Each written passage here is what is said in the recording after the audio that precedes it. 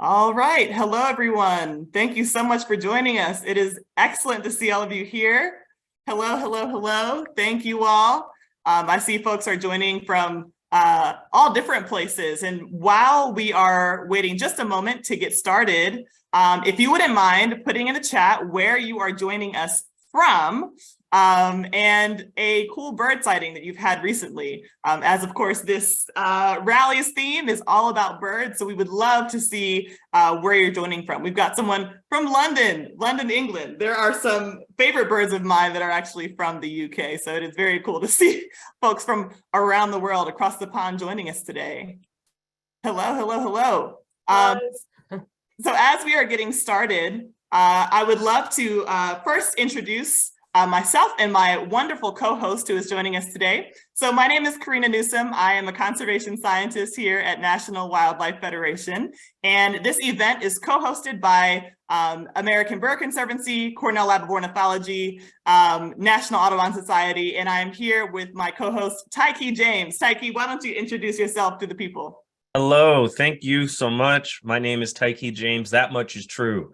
You may know me from co-hosting this very same rally last year. You also may know me as one of the folks that organized Black Birders Week that's happening next week. And I organize bird walks with congressional staff on Capitol Hill. So I'm very happy to be here, very happy to be part of this rally, being part of a strong voice for birders in conservation. I hope everybody's doing good today. I'm going to jump into why we're here. Is that good? Sounds great. Fundamentally, birders share stories about birds, and a lot of them come from a place of love. And we are here today to share the love of birds with a proactive opportunity to protect them for generations to come. Birders have a strong voice in conservation issues. That's already established, spanning every angle of the political spectrum. We like strong, bipartisan, and bird-friendly solutions. And that brings our focus to recovering America's Wildlife Act. Tell us more about it, Karina.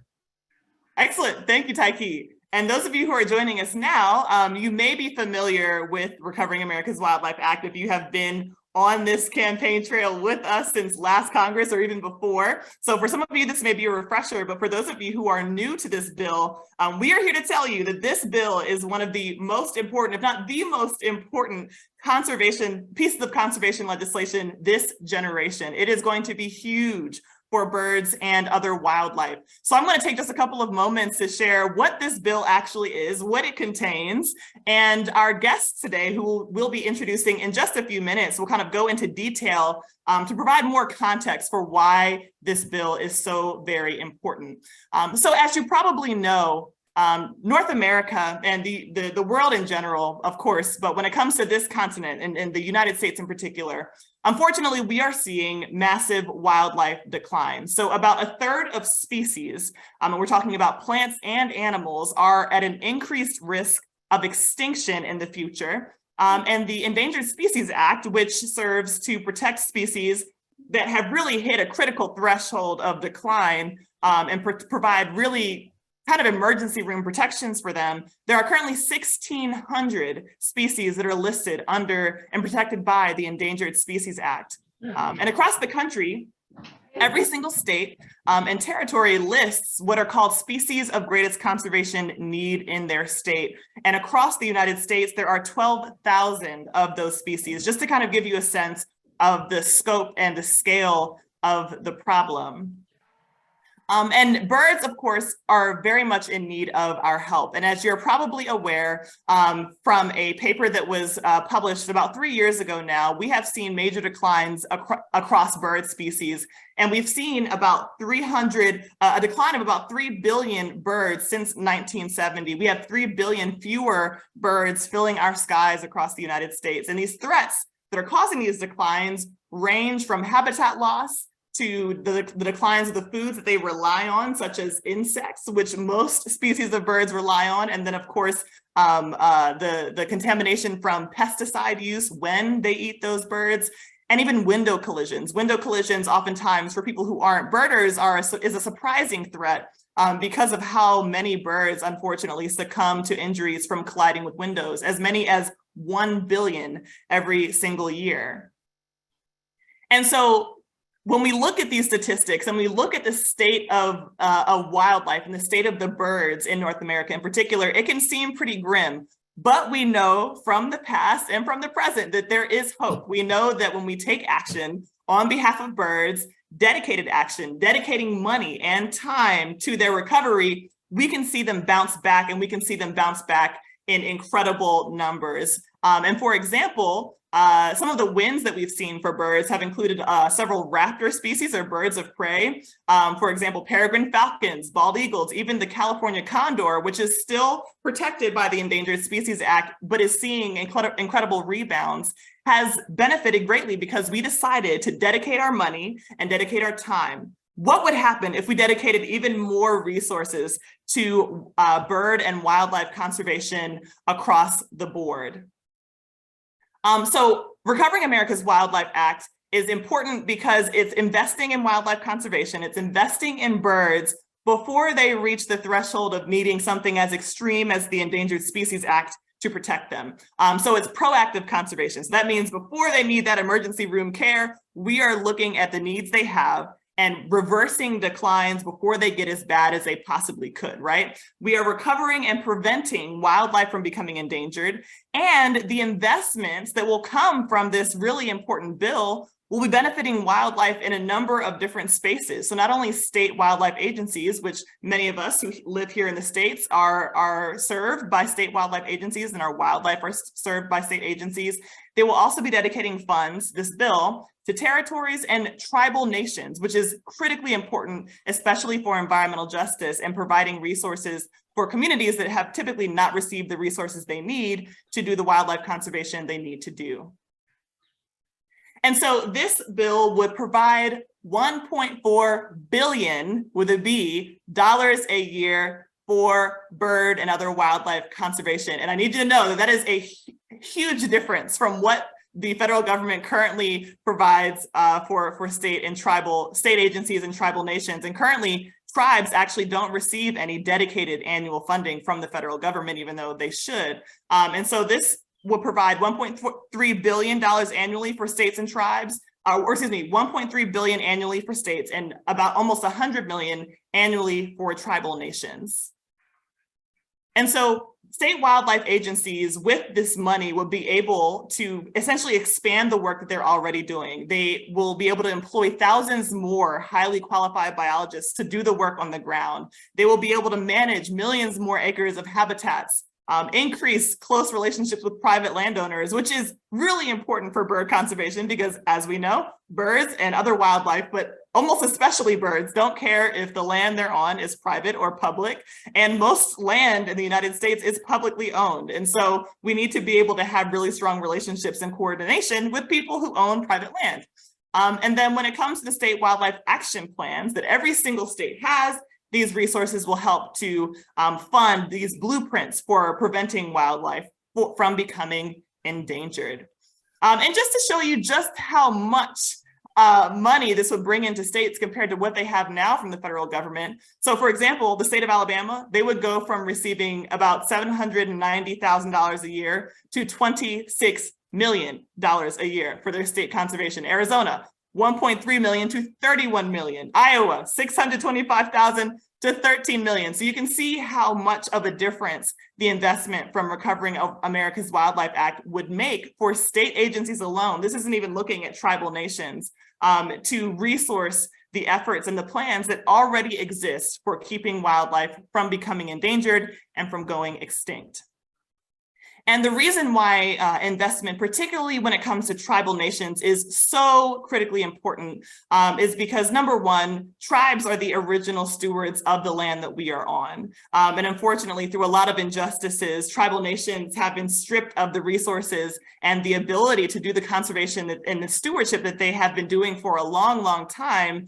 And so this is one step in the right direction to kind of restoring the resources that tribal nations need and require to steward the resources that they have on their lands. And tribal lands actually are providing really important habitat for over 500 species of animals, of wildlife protected by the Endangered Species Act, and over the 140 million acres of land that is in their management, in their care. And as I mentioned, up until now, they haven't received dedicated federal funding. This would be the first time. So proactive conservation would include a variety of different actions, including research on threats and invasive species, habitat restoration, species reintroduction, all kinds of actions that would help to ensure that species declines are reversed, especially when it comes to birds. And the funding in this bill would provide not only funding for the species that are in decline, but are not quite there yet as far as needing protections from the Endangered Species Act. This bill would also fund the Endangered Species Act and provide more resources for those species that are already listed as threatened or endangered.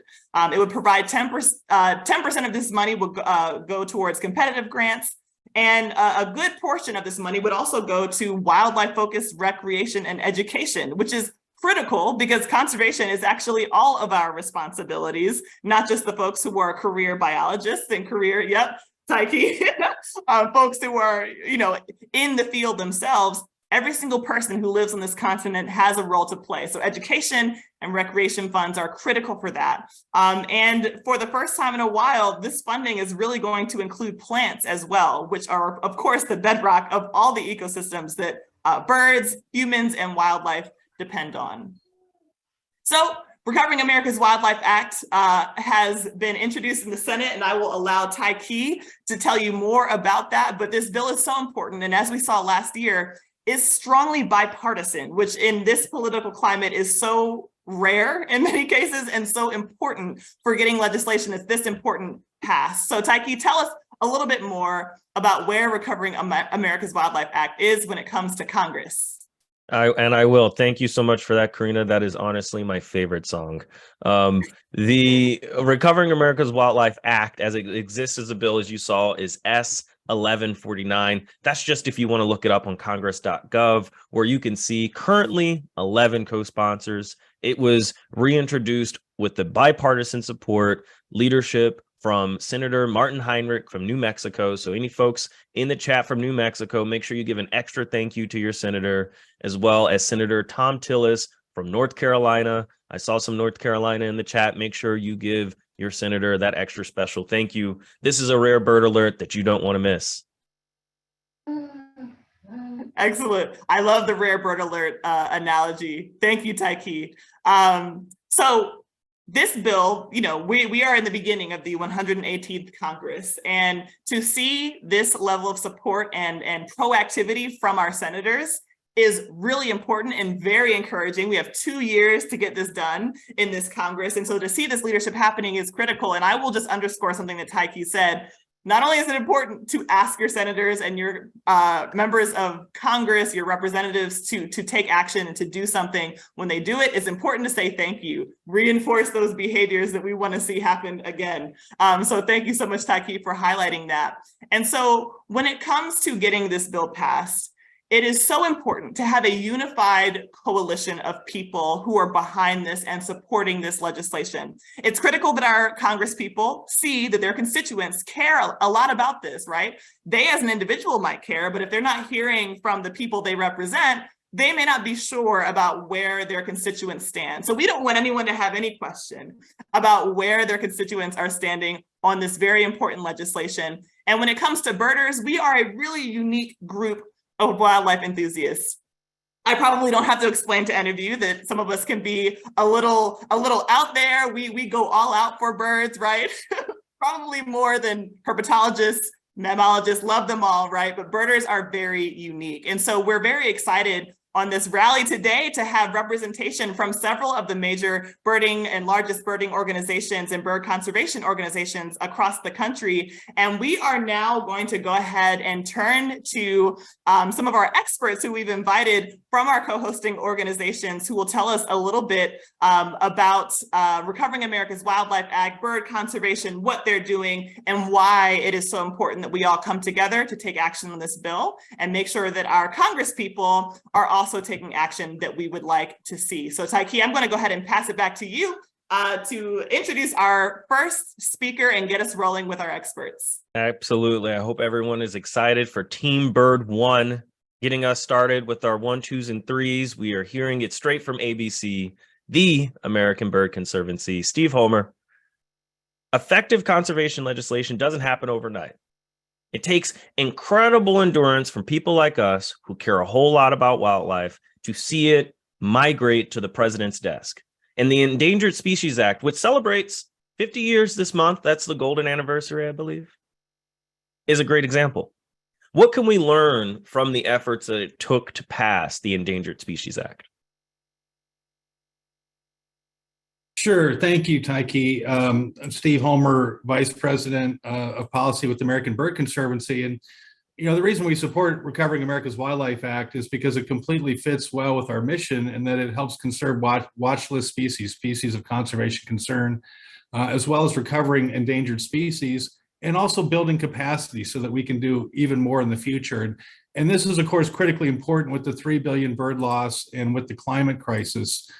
And we have a great head start with the legislation. It's been in the last couple sessions of Congress. It's been reintroduced. And I think that, it has every opportunity to now move through the Senate. And we're hoping to see a similar process unfold in the House. But it doesn't necessarily have to go that route. If we have a Senate passed bill, it could be approved by the House as part of some type of an agreement. And so it's important to also recognize that legislation can take time and that every bill is on its own track, and that ultimately we need to convince Congress that there's a problem that they need to step in and solve. When you look at some of the legislative history, it's taken a very long time to get some of the programs established and then really where we would like them. The Land and Water Conservation Fund, for example, was passed in 1965, but we didn't see full mandatory funding approved until 2020. And so people kept working on that all that time. The Wilderness Act took 8 sessions in Congress, or 8 years in Congress, and 60 versions of the bill. The Endangered Species Act was, a culmination of a long effort to protect a number of species. The first law was passed in 1967, basically a list of endangered species. But it wasn't until 1973 that we saw the law as we know it today passed that really provided all the different elements of the law that's needed for endangered species, including recovery. And now we have a similar opportunity with state wildlife funding. We've had a system in place that was established under the Pittman-Robertson and Dingell-Johnson Acts, but that's been quite a long time now, about 75 years. And so we're due for an update. Recovering America's Wildlife Act would kind of meet the changing landscape, the new need to do more wildlife conservation. And it's really crucial and essential to get this bill passed to help build that capacity and turn around the decline of wildlife. So happy to answer any questions.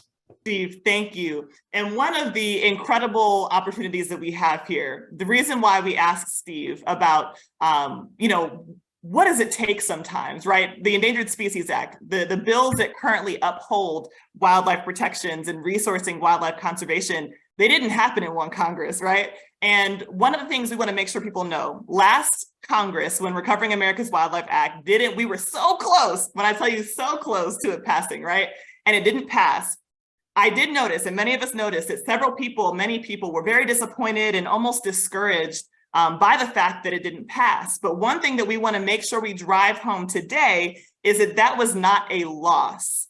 That was just one leg of the race, or one leg of the migration, if you will. And birds provide such an incredible demonstration of what it can take to get to your destination. In our case, get Recovering America's Wildlife Act signed into law by the president. And so right now, in the spirit of long distance migrants and endurance over multiple legs of a journey, we are going to turn to Jill Deppy with the National Audubon Society, who's going to take some time right now using a very cool and very new tool called the Migration Explorer, which was created in collaboration with Cornell Lab of Ornithology, to demonstrate just how incredible and long distance some of these migrations are, just as a way to motivate us that no matter how long it takes, and hopefully it doesn't take very long, but no matter how long it takes, we are going to ensure that this bill makes it over the finish line. So Jill, I will pass it to you. Thanks, Karina, and thanks everyone for joining us today. It's always exciting to talk about these heroic, these amazing journeys of migratory birds. And really, migratory birds are the epitome of endurance. And just like it takes endurance, right, to get these bird-friendly legislation passed, so does the feat of migration. And so what I have the pleasure of showing you today is the Bird Migration Explorer, which is a platform, as Karina said, that Audubon and 9 partners launched in fall of 2022. And we launched the Explorer so we could show people, including those who are responsible for making those decisions that protect birds and their habitat, to show them just how incredible these birds are. And so today I'm going to share with you the story of 2 fantastic migratory species, which really, capture the endurance of these migratory birds. So what you can see here is the bobolink. Each year, bobolinks make these round trip journeys between their summer grounds in green and their winter grounds in blue. And what you can see here, these purple dots that are moving across your screen, these are individual bobolinks. And there are some yellow dots that are moving in there. These are birds that were also tracked.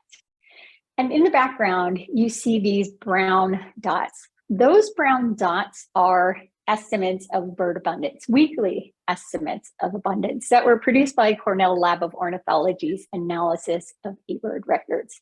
So for any of you who are on the call today and you contribute records to eBird, please continue doing it, because your data are providing a context in which we can understand these heroic journeys.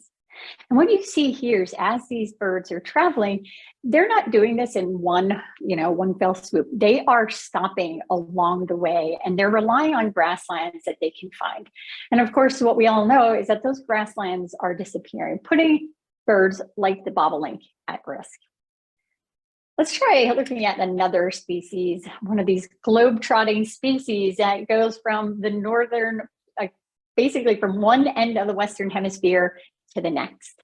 And what you're seeing here, these yellow dots show the migrations of individual whimbrels. And all of these data, and I should mention this, is that all of these data were contributed by individual researchers and institutions who really are trying to use the science to tell the stories of these incredible migrations. Now, whimbrels, they migrate pretty far. What we're seeing are birds that breed in the Arctic and travel down to Central and South America. And you'll see how long these migrations are, but you also notice that's what's really amazing is that these birds make these extended long distance flights, nonstop flights across water. And when they do that, they're really relying on a network of coastal sites that provide them an opportunity to get ready for those long flights and recover afterwards. And sea level rise, which we know is increasing due to climate change, really puts that network of sites they depend on at risk. And so these birds and many more, take a look at the Explorer. They're really showing us how migratory birds connect people and places across the hemisphere, and just why it's so important for us to have the Recovering America's Wildlife Act so we can implement conservation at a scale that's needed to protect these birds.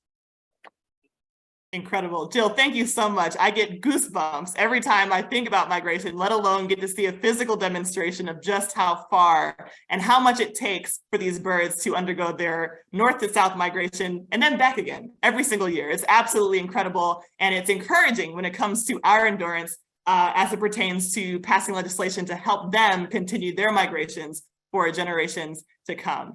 Thank you so much, Jill. And now we have the pleasure of turning to the Cornell Lab of Ornithology, the host of some of these incredible community science and participatory science apps that many of us are probably familiar with using, like eBird, for example, that contributes data, allows us to participate actively in the conservation of birds. And so we have Amanda Rodewald here with us, who is a scientist with Cornell Lab of Ornithology. And so Recovering America's Wildlife Act is legislation, as we know, critical for reversing the declines of birds and other wildlife.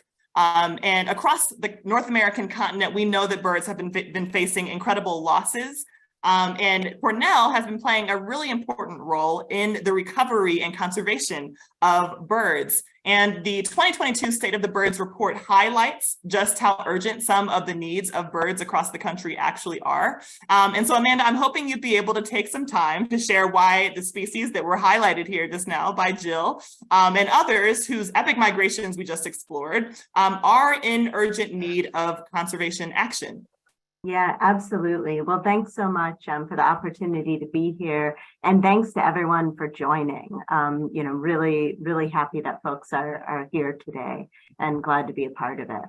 So let's see. Can you guys see this screen? I'm a little wonky today here. Yes, we can. Okay, awesome. All right, great. So yeah, unfortunately, we're in a pretty precarious situation with bird populations, but there's a lot of opportunity. So I guess starting with some of the bad news, right? It wasn't that long ago that we first learned really how dire the situation is for many bird species in North America, with about a third of populations lost since 1970 and almost half of species in decline. And the State of the Birds report really underscored the gravity of the situation. So here on this graph, you can see the average population trends for different groups of birds in the US since 1970. And so what you can see is that with the exception of waterfowl and water birds, all of the different groups have declined. So you might notice this red line here at the bottom. That is a group of species that we call tipping point species. And so they've declined much stronger than all of the other groups. And so the State of the Birds report identified a group of 70 tipping point species. And these are those that have lost over half of their populations in the last 50 years and are on track to lose another half if nothing changes. So really, these are the ones we need to be focusing on, perhaps most urgently. Kind of like we saw in the 3 billion birds loss study and in the State of the Birds overall, we're not seeing declines that are really restricted to any one region or any one habitat or any one group of birds. They're widely distributed. And so because of that too, there are a wide range of factors that are contributing to those declines. But in all cases, and I think for all species really around the world that are declining, habitat loss and habitat degradation are among the most important factors. The underlying drivers might differ, be it land conversion or climate change, invasive species or pollution, lots of different drivers. But what's important to note here is that Recovering America's Wildlife Act funding, by providing resources to states and tribal nations for on-the-ground habitat management, restoration, and protection, they're going to address a lot of those underlying drivers, for tipping point species and a broader group. So Jill shared with us the epic journey of the bobolink, and that's a great example of a species that's going to benefit from the Recovering America's Wildlife Act funds. So bobolinks are declining throughout their range. Here you're looking at an eBird trends map, as we call it, that's showing more recent population trends. So since 2007. So this is a species that continues to decline. And so the red colors that you're seeing indicate where populations have declined since 2007. So by Recovering America's Wildlife Act is going to provide then resources to states to help really restore and protect and better manage a lot of the grasslands and hayfields that the bobolink and other grassland species are using that are currently, being converted to other land uses or being impacted through agricultural intensification. So again, bobolink is going to be, I think, a big driver of some of these habitat management efforts because it's listed as a species of greatest conservation need for 29 states. So those are 29 states that have sort of shovel-ready projects, blueprints that are ready to be implemented to really provide the conservation measures needed to protect bobolink and other species. Whimbrel, another great example. So like many shorebirds, whimbrel populations have been declining. Here you're looking at population trends from the State of the Birds report. And you'll notice here that of the 29 shorebird species that were featured in the report, almost a third are tipping point species. Again, those that have lost over half of their populations in the last 50 years are on track to lose another half. So Whimbrel's another example of where states that have listed whimbrel in their state wildlife action plan, you're going to be able to implement measures to protect the resources and the habitats that this species uses. And by doing so, really help support the coastal and wetland habitats that are used by a much wider group of species. And the benefits aren't limited really to other wildlife, or plant communities. They also extend to human communities, because by protecting coastal areas, that's actually improving coastal resilience of human communities, making them more secure and protected against sea level rise and against increasing severity and frequency of storms. So here I'm showing just a graphic that was produced by colleagues at the Cornell lab that show the number of bird species that are expected to be benefited by Recovering America's Wildlife Act dollars. And so you can see that by really helping RAWA, you're not only helping these couple of species we're featuring, we're not only helping the tipping point species, but really a much broader group of benefits is flowing to birds and other wildlife and to human communities. And so I just want to end too with just reminding folks that, it's not really just all about birds, right? If you have friends or family that, they have other interests, other things that concern them, maybe not birds or wildlife or conservation per se, remember that the same actions that we need to take to support bird populations, well, those are a lot of the same actions that we need to take to support human health and well-being. So RAWA really is a win-win for people and the planet alike. So thanks so much for your interest in supporting this really important piece of legislation. Amanda, thank you. That was incredible. And you touched on so many really important elements of why bird conservation is critical, not only for birds, but for all of us, in fact, regardless of how closely we pay attention to those same birds. And one of the things I love about the State of the Birds report, and I did put a link in the chat to the State of the Birds report, so please do take a moment to check that out. And there's lots of information that you can use if someone requested information for action alerts and things. You can find so many incredible pieces of information there. But there's a section on how birds are a multiplier for environmental justice. We hear the word multiplier frequently as it concerns threats, right? So we hear climate change is a threat multiplier because, for example, if there was a place that experienced droughts, they'll experience more drought with climate change. Same for flooding, for example. But because birds inhabit such a diversity of places, they connect landscapes, everything from large state or federally protected parks to small fragmented city parks and urban areas, right?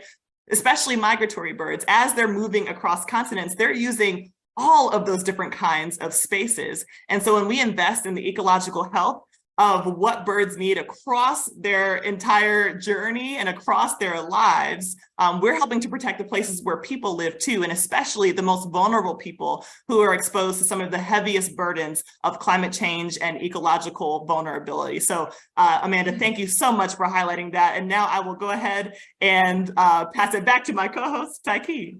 Hello. And hello to you, Jesse Walls, from the National Audubon Society, where I used to work. And now I am president of the local DC Audubon Society. And I think you and I both know that birders are among some of the most broadly organized and most enthusiastic of the wildlife advocates. And you work with one of the largest network of bird enthusiasts around the globe. From your experience, what makes birders such a unique and important group to help carry Recovering America's Wildlife Act to the president's desk? Thank you, Taiki, and always great to see you. Thank you, Karina, for hosting as well. And thank you to all the birders out there. The nearly 45 million birders that we have in America that are enthusiasts. It is you are the ones that are going to help get this across the finish line. As Taiki said, birders come from every walk of life, every background, every political spectrum. And again, we are bird enthusiasts. We care about birds. We don't care about party lines and everything else. And as the two leading sponsors of this bill, Republican and Democrat, it's ultimately going to come up to us as consumers, which we put millions of dollars in the economy of each state that these members represent. And we need to show them that. Plus, we are their constituents, which are their voters, which are their bosses. And so we control them as with their jobs. And so we need to advocate for the birds, the habitats that they need, the biodiversity that we're losing as well, and show them that we not only care about the birds that live in these habitats in rural areas, in our urban areas, that also if they don't concern about them, then that they will have to lose their job necessarily, or be on the right side of history, be on the right side of our environment. We are losing birds to climate extinction, and we have the power through our elected representatives to tell them that they can stop the extinction of these species, these plants, these birds that are around the continent here in North America and South America. So again, with our 1.9 million Audubon members and bird enthusiasts across the country, again, we have the power within our ballot box and through phone calls, through letters, through meetings in their district offices, to meetings when you come to Congress, to tell them that they should take action on RAWA and pass it. I'm not going to say next year, Karina, I'm going to say this year and get it done now so we can have those dollars reach those communities and make sure that we can stop the path of extinction for many of these birds that we love across the country. With that, I turn it back over to you, Taiki. I appreciate you, Jesse, so much. And shout out to, myself being an Audubon alum. Karina, please let us know, how are we going to finish off this panel? Yeah, so we are so excited to have an affiliate of the National Wildlife Federation here with us, New Jersey Audubon. We have Alex Ireland, who's joined us today, and we want to take some time to demonstrate just how much the joy and momentum that birders bring to their love of birds and to bird conservation, how much that can have an impact for birds. And so we, as I said, have New Jersey Audubon joining us today, and they have just hosted a really momentous event for birders across the country called the World Series of Birding. And so, Alex, I would love for you to introduce yourself and tell us a little bit about what the World Series of Birding actually is, and what birders were able to accomplish in fundraising in particular, and those dollars by doing what they love to do, watching birds.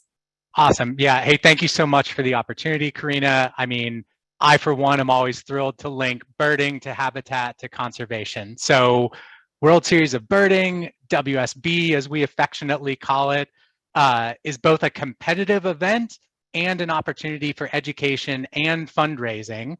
For us in particular, it's one of our main vehicles for raising unrestricted funds that we then put right back into our mission. This year was our 40th annual World Series of Birding. That's pretty cool. The first event was held in 1983. It has always occurred on the second Saturday of May, so we try to capture, spring migration. In recent years, it's coincided with the Global Big Day, but it predates the World Migratory Bird Day by 23 years, so that's pretty neat. And then another kind of cool factoid: last year we were featured on Real Sports with Bryant Gumbel. So that was like our big coming out moment. We made it. And of course, all the data that get collected, we submit to eBird, right? So it's available for use. The competitive aspect is restricted to New Jersey, but we have ambassador teams that can be anywhere. So this year in particular, we had 489 participants spanning 26 states. There were a total of 92 teams. 11 of those teams were youth teams. So that was 48 kids like birding with spirit. It was so cool to see. We had 9 teams representing colleges and universities. In total, we picked up 259 species in a day. And then the winning team collected 197 species observations in New Jersey, like driving around the state to the point of exhaustion. it's a unique event because we allow it to be a platform for other organizations to fundraise and spotlight their causes. So we fundraise for New Jersey Audubon, but anybody can set up an ambassador team to fundraise for their need, right? So we have folks fundraising for accessibility, for their own wildlife needs, and that we feel really proud of, right? The conversations at the event sit at the nexus of people and birds and conservation. And for our kind of talking points in particular, we explicitly highlighted habitat protection and management and how that affects rare and common bird species. Because it's 4 decades old, there were folks speaking about their observations, right? Their changes and observations of species abundance, populations, and it really brought to the forefront the need for habitat work. So we drove this message home again and again. And I think the more we discuss the linkage between habitats, state wildlife action plans, and the work we need to do to preserve species, we'll be able to mobilize even more birders around the importance of RAWA. I mean, we are certainly activating our supporters across our network, and we want this to pass badly. We all need it. So that's sort of my spiel on WSB. Thanks for the opportunity.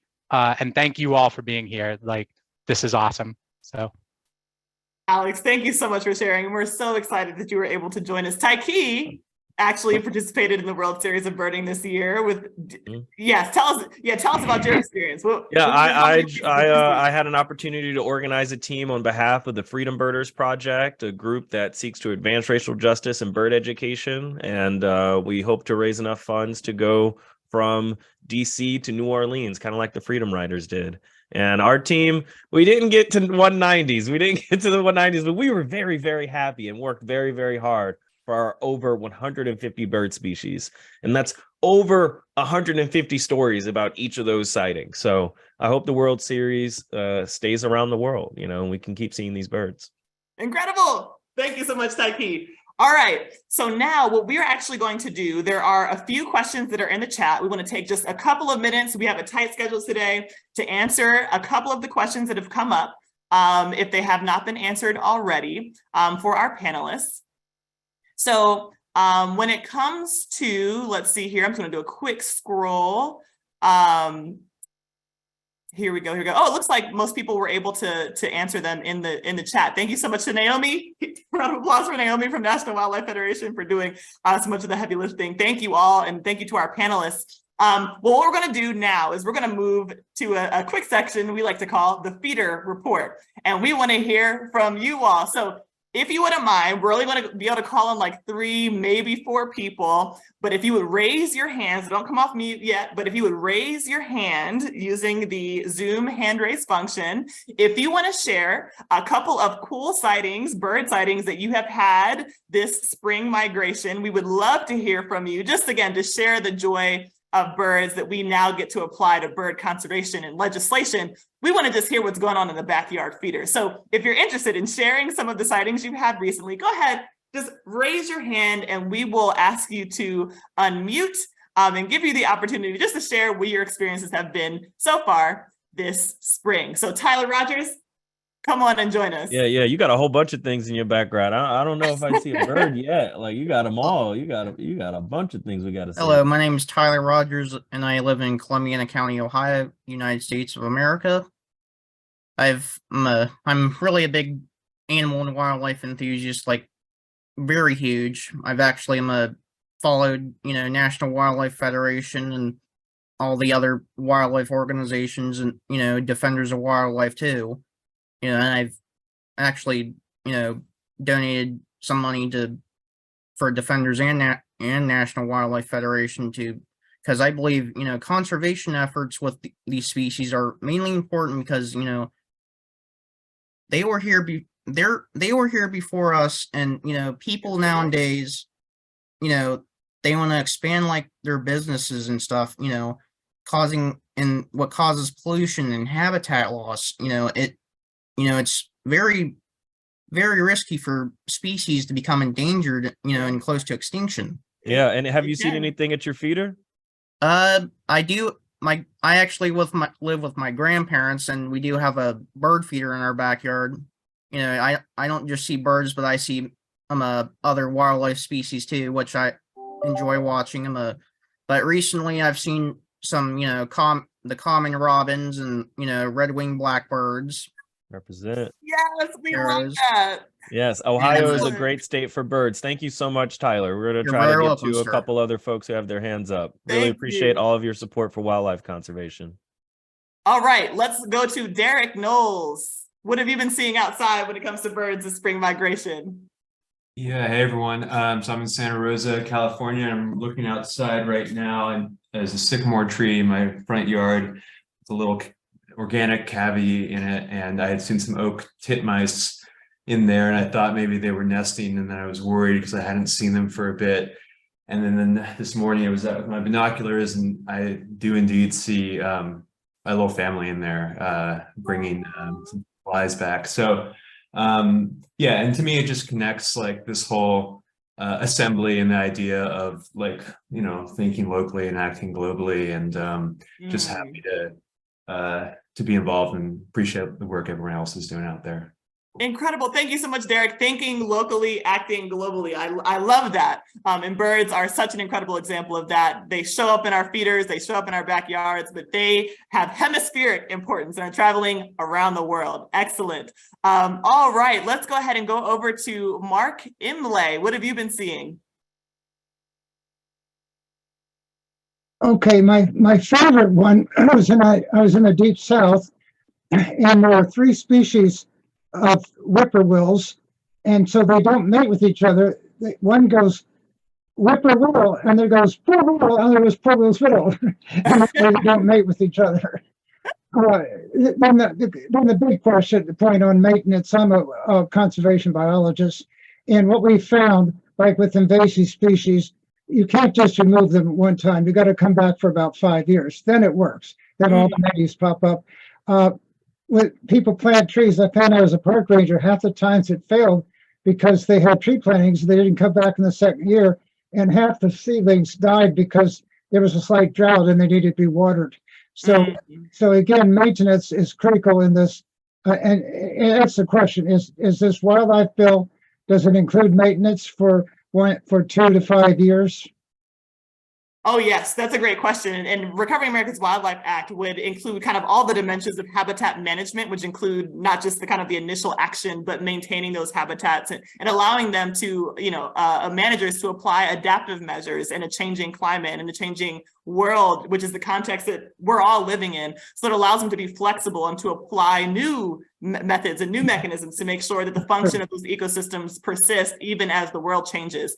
So that's a really good question. And thank you so much, Mark, for being here. And we love our night jars here among birders. So thank you for highlighting some of those. We'll take one more. Jean, if you want to share with us what you have been experiencing out there when it comes to birds during spring. Well, I live in Galveston, which being, for start, the shorebirds, wetland birds, raptors, songbirds, everything, but also all the migration routes funnel, or a lot of the migration routes funnel together coming down through Texas and back up. Early in the spring, I had seaside sparrows and savanna sparrows, and maybe the most exciting in terms of colorful were a hooded warbler and a summer tanager. That's incredible. Seaside sparrows have my heart. And if you're in Texas, Jean, and others who are in Texas, you are extremely lucky. The amount of birds that you get during migration is absolutely beautiful to see it light up on the maps. And I'm hoping, I haven't been able to visit Texas during migration, but I'm hoping to be able to do that soon. So Jean, thank you for sharing. Galveston Island Nature Tourism Council holds an annual multi-day festival called Featherfest every March in prime migration season. Oh my goodness. Okay. You all I recommend it highly. All right. If you have the chance to go to Galveston during spring migration in March, you should go. All right, Taiki, we are running low on time. We are at an exciting moment now. For those of you who hung in with us, we have some special surprises for you, and now an opportunity for you to take action. Taiki, I'll pass it to you. Yes, low on time, but high on energy. And with that energy, let us multiply the action that we can take together. Now that we are here, now that we know, now that we are ready, there's an opportunity from the National Wildlife Federation to take action. There's an opportunity from the National Audubon Society to take action. There's an opportunity from the American Bird Conservancy to take action. And the QR codes are right there. So if you have your phone, you do one of these. You take out your phone and then you bring your phone over to the QR code and it will take you right to it. I have to unlock my phone. And when you unlock your phone, it takes you right to it for you to take action on birds right now. Take action for recovering America's wildlife. You're going to copy paste. You're going to do that again. I can't see the screen anymore. Did it go black? It did this time. Okay, share. I had a Zoom crash. Apologies, everyone. Totally fine. And you know why that's fine? Because the links are also going to be put into the chat. The links are going to be put into the chat. The links are going to be in the chat. They're also going to be on the screen as QR codes. Karina Newsom is the host now. Everyone remain calm. It's okay. Everyone remain calm. A quick Zoom crash. Thank you all for your patience. What I'm going to do now is I'm going to go ahead and throw the links to these action alerts in the chat so that you all have them. Yes, and I hear you, Susan. I hear you. You don't do QR codes, and so we have these links just for you and anybody else. So please think about this as a multiplying opportunity. If saving birds are a multiplier for other wildlife and land conservation, then today, at this moment, this is our opportunity to take action and have that action be multiplied so that our senators know that we support this, so that our members of Congress know that we support this. And when it's time for the House to take up this bill, they know that it has a lot of momentum. It's coming from a long range of birders that are coming from across the country and the world, across the pond. I hear you. To tell folks that recovering America's wildlife is our priority this Congress, to get to the president's desk. Absolutely. And when you do this, tell us that you did it in the chat. Tell us that you did it. Marion, thank you. You've already said just sent, but tell us which one you sent. Tell us if it was NWF, ABC, or National Audubon Society. I want to see, yes, do all of them. All of them need the action. This is an action multiplier opportunity. NWF done. Thank you so much. Absolutely. And what we are going to do, actually, the reason why we encourage you to do all three is because each of these action alerts actually provides a different message, focusing on different elements of why Recovering America's Wildlife Act is so important. So we want to flood our senators' desks with why Recovering America's Wildlife Act is so critical for bird conservation. So I'm going to share my screen one more time. If you would like to use the QR codes, we'll give you just a second to be able to use them. All right, so hopefully Zoom does not crash on me again. So we'll go ahead, let's see. Taiki, can you see this still? I can see it clear as I can see it, an American robin in my garden or a cardinal on my commute to work. These are very wonderful QR codes. Thank you so much for bringing that back up. Wow, folks are taking action. Wow, NWFs, if you're looking at it, 95% progress. Hard to see on my phone, but they're almost there. 14,000 actions taken. How many actions can be taken right now? At least 170 and at least 171. Thank you for folks that are telling us in the chat that you are sending off your actions. These are very important. You know how birds have fallout? You know, it will rain and then all of a sudden all the birds start to come out. That's what we're doing with this action. All going to just fall out at the same time in these senators' inboxes. And while you're taking action, we are currently conducting the raffle for the prizes that folks will win for participating in this rally. So keep taking your action, do all three if you can. And while you're going, we are selecting our raffle winners. And don't worry, everyone will win something, but we also will have additional winners when it comes to a raffle. So keep going ahead and taking those actions. We are almost done selecting our raffle winners. Can I share what is on the raffle docket? Yes, you can. Okay, well, among what you could win today, right now, a gift card for Cornell's Bird Academy of $100. That's triple digits. That's $100. A gift from the National Audubon Society, and I will tell you right now, there are adorable plushies with the little sounds. You know, you love the sounds. And then, well, I rather Karina share the most, not the most special, but the win that is the win for everyone. Outside of passing Recovering America's Wildlife Act, the win of all wins. There's a win today that is for everybody. What is that? The win for everybody is, thanks to the generous donation from the Cornell Lab of Ornithology, everyone will get access, complimentary access to the Joy of Birdwatching online course and be able to gift it to a friend.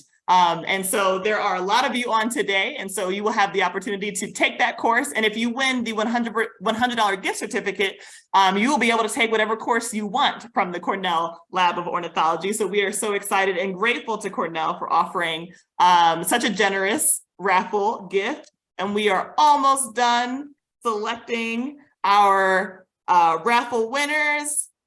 Thank you, roll, everyone in the please. chat who keeps telling us you took action. We love to see it. It's encouraging other folks to take action. We're throwing the links back into the chat. The QR codes are still there for you. Almost there. Oh, wow. The suspense is building. Now I'm ready for the drum roll. Oh. You got a drum roll for us? I'll do a drum roll with my binoculars. All right. Okay. So when it comes to the winners for the $100 gift certificates from Cornell Lab of Ornithology, we have, let's see if it'll let me share my screen again. Oh, the real suspense. It's not that way. So I'll just read your names. The winners of the $100 gift certificates are David Fieldler, Sam Oliver, Sandra Larson, Kimberly Rissell, and Elizabeth Major. Each of you have won a $100 gift certificate for the Bird Academy through Cornell Lab of Ornithology. Congratulations. Thank you so much for being here and for taking action. The second gift is actually from the National Audubon Society. Thank you so much to Jesse Walls. The winner of this gift will be receiving a bird feeder along with some Audubon swag. And the winner of this gift is Marcy Fornery. Congratulations, Marcy. Thank you so much for being here and taking action for birds. And as I mentioned before, everyone who attended is going to be receiving complimentary access to the course called Joy of Birdwatching through the Cornell Lab of Ornithology. So thank you again to both of your organizations for donating these gifts. If you won a gift certificate or a raffle item of any kind, we will be emailing you separately to get your information so that can be sent your way. And we will be sending out the code to everyone who registered to access the Joy of Birdwatching online so that you can access that and gift it to a friend as well.